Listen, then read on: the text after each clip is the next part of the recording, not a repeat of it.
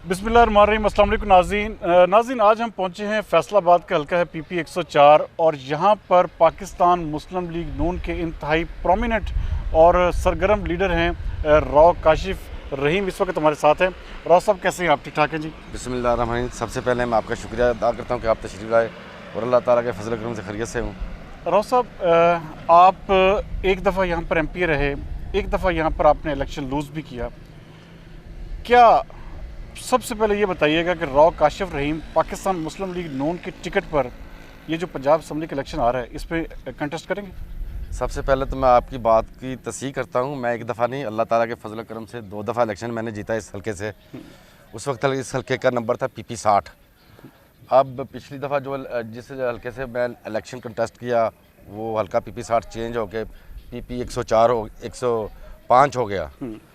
तो अब ये दोबारा हल्का जिस हल्के से मैं 2 दफ़ा MP रहा, दोबारा वो PP 60 की शक्ल में PP 104 बन गया। PP 104 बन चुका है। अच्छा, टिकट के हवाले से भी यहाँ पे कुछ कन्फ्यूजन्स हैं कि राव काशिफ साहब जो है टिकट के हवाले से क्या पूरी उम्मीद है मुस्लिम लीग नून आपको? इंशाअल्लाह ताला अल्लाह ताला के फजल करम से कहता हूँ, मेरे खिलाफ मुखालफिन 2008 से ये प्रापोगंडा करते रहे, 8 में भी करते रहे कि इसे टिकट नहीं मिलेगा पाकिस्तान मुस्लिम लीग नून का।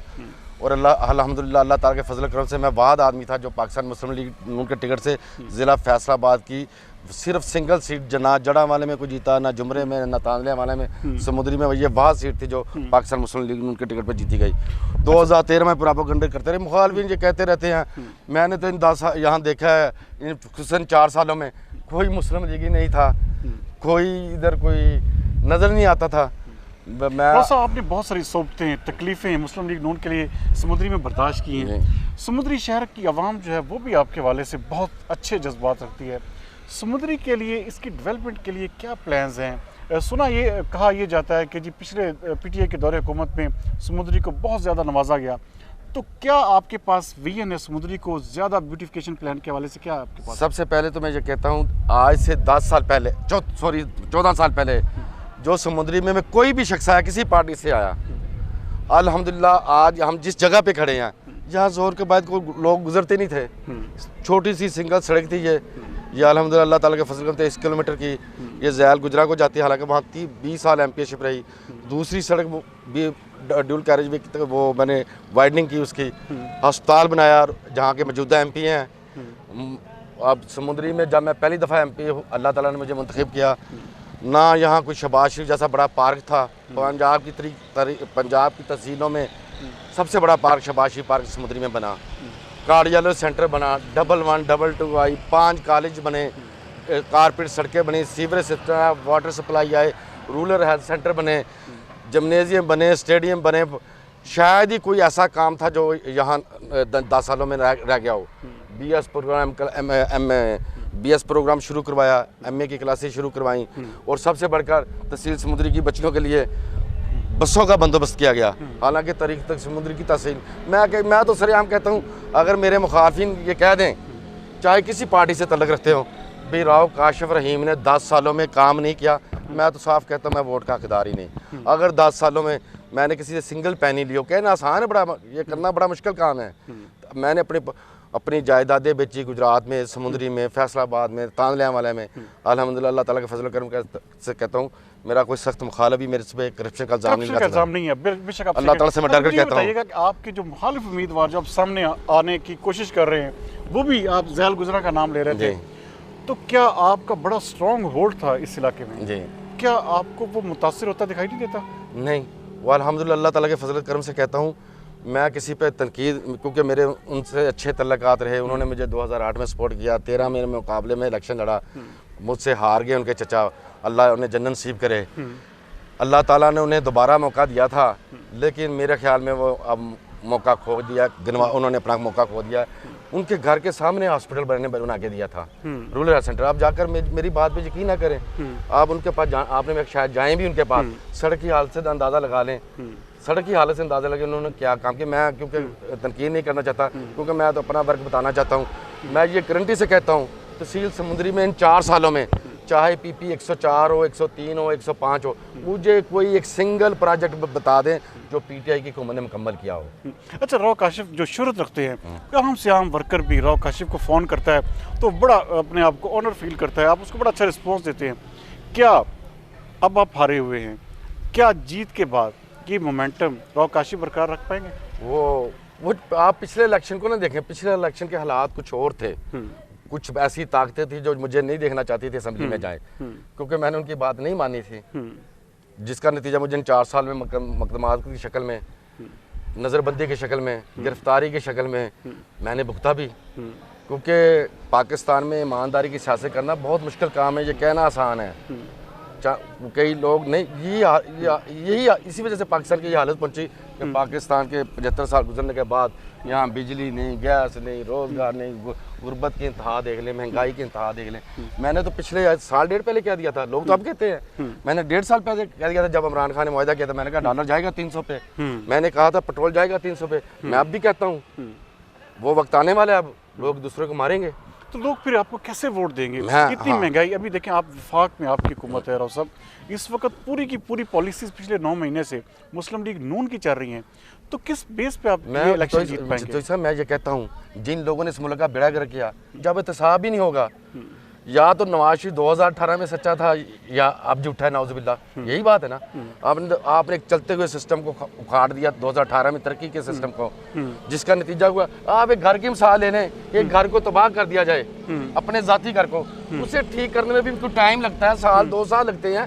ये एक मुल्क है 22 करोड़, 22 लोग तो 22 करोड़ करते हैं, मैं 30 करोड़ कहता हूँ, इसे ठीक करने में एक वक्त लगेगा। लेकिन हम अल्हम्दुलिल्लाह, मुझे पाकिस्तान मुस्लिम लीग नून के कायदीन पे इसलिए फख्र है कि उन्होंने 2013 में करके दिखाया। आप चले जाएं 2013 से पहले, उस वक्त बिजली कोई नहीं थी, गैस कोई नहीं थी, कोई चीज़ नहीं, कारोबार नहीं था, हर चीज़ें बंद हो गई थी, लेकिन अल्हम्दुलिल्लाह पाकिस्तान मुस्लिम लीग नून ने डिलीवर किया। और मुझे इसी बात पर फख्र है कि इंशाअल्लाह इन अंधेरों से पाकिस्तान मुस्लिम लीग ही निकाल लेगी। अगर अल्लाह ना करे पाकिस्तान मुस्लिम लीग, मैं ये कहता हूँ, लिख के देता हूँ, पाकिस्तान मुस्लिम लीग के कायद मियाँ शहबाज शरीफ ना निकाल सके तो या आप वो देखेंगे मंजर, अल्लाह ना करे मैं मेरी ज़बान को कुछ हो जाए, आप देखेंगे यहाँ खाना जंगी होगी, जो बच गया पाकिस्तान वो पाकिस्तान होगा। यहाँ राव साहब, जो आने वाला जो एक बहुत बड़ा फाइनेंशियल क्राइसिस, अब गर्मियाँ शुरू हो रही हैं, अब बिजली का बुहरान है, बिजली की कीमतों में होशरुबा इजाफा है, ये तमाम तर चीज़ें, और फिर दूसरी जानब अप्रैल में पंजाब असम्बली के इलेक्शन होने जा रहे हैं, क्या आपके पास ऐसी कौन सी चीज़ है जो आपको फिर इलेक्शन में जितवाएगी? जितोई साहब, मुझे अल्हम्दुलिल्लाह अल्लाह ताला के फजल करम से, मैं तो कहता हूँ आवाम मुझ पे एतमाद करती हैं। यहाँ सियासी लोग मिनट बाद झूठ बोलते हैं, मैं अल्लाह ताला से डर कर कहता हूँ मैं शायद ही ज़िंदगी में झूठ बोला हो। ये कोई ना बड़ा आसान काम है, करना बड़ा मुश्किल काम है। जो आपने महंगाई की मौजूदा सूरत हाल की बात की, आप देखें, ये टाइम दें, एक दफ़ा महंगाई का रेल आना मैंने पिछले 1.5 साल पहले कह दिया था, मुझे कोई ख्वाब आया था? ये उस मादे का IMF से मादे का नतीजा है कि पाकिस्तानी अवाम को ये तकलीफ उठानी पड़ेगी, कुछ उठाना पड़ रहा है, उठाना पड़ेगा। इसके बगैर कोई चारा नहीं, कोई आला दीन का चिराग नहीं, कोई जादू का चिराग नहीं कि दिनों में रातों में हालात ठीक जाए। मैंने आपको पहले ही मिसाल दी, एक घर जिसे तबाह कर दिया जाए, जाती घर, उसके लिए टाइम लगता है।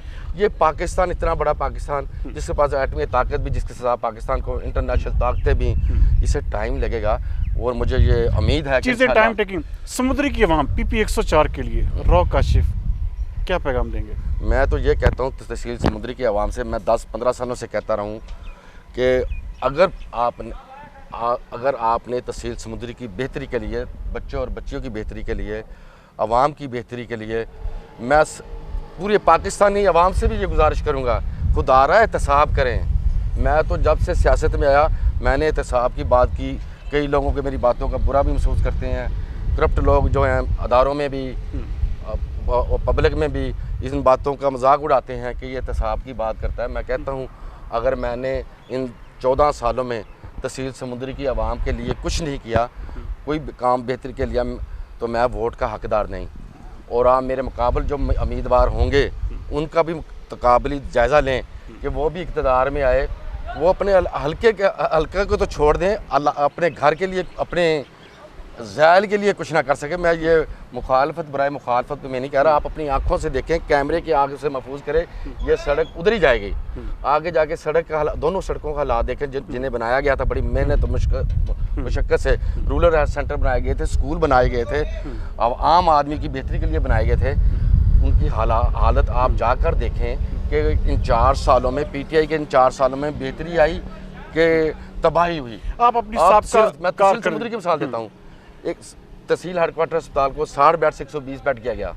मेरा कोई ज़ाती प्रोजेक्ट नहीं था, आवाम की बेहतरी के लिए था। 4.5 साल गुजरने के बाद भी अभी तक वो फंक्शन ऑपरेशनल नहीं हो सका, जिसकी वजह से 1.5 करोड़ रुपये लागत ज़्यादा बढ़ गई। ये किसका पैसा ज़ाया हुआ? ये एक मैं तहसील के एक बात कर रहा हूँ, पूरे पंजाब या पाकिस्तान की बात करें, ये नाहली छुपाई नहीं जा सकती। मैं तो इस मौके पर ये पैगाम देना चाहता हूँ तो तहसील समुद्री की आवाम से, खुसूसन पाकिस्तान की आवाम से, हर शख्स का एहतसाब होना चाहिए। एहतसाब से कोई बालातर नहीं। अगर एहतसाब नहीं होगा ये पाकिस्तान चल ही नहीं सकता। नाज़रीन, आप सुन रहे थे कि रॉ काशिफ रहीम बड़े विजिलेंट है अपने हल्के की आवाम के हवाले से, और ख़ास तौर पर जो इनकी साबका कारकर्दगी है, जिस तरह उन्होंने बताया कि ये 2 दफ़ा यहाँ पर MP रह चुके हैं, सिर्फ एक बार यहाँ पर इलेक्शन आ रहे हैं, तो उसी बेस पर ये दोबारा मैदान में उतरेंगे। और इनका कहना है कि हल्के की आवाम जो है मेरी साबका कारकर्दगी और मेरे काम को देखते हुए मुझे हर सूरत में ये इलेक्शन जो है जितवाएगी। अगले प्रोग्राम तक के लिए सरदार मीर जतोई को दीजिए इजाज़त। पाकिस्तान जिंदाबाद। Thank you.